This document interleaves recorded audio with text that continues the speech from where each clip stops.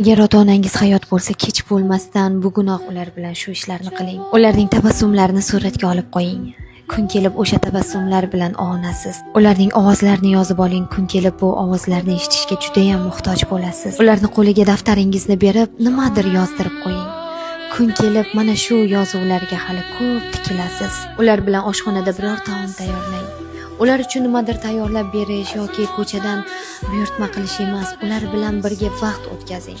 Chunki bu xotiralar sizni yuzingizga hali ko'p bora tabassum yugurtiradi. Ularni qo'llarini tutib rasm yoki videoga olib qo'ying, hali kerak bo'ladi.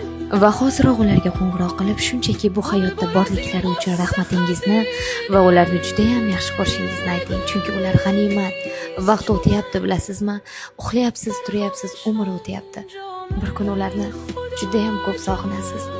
Qo'msaysiz, lekin topolmaysiz.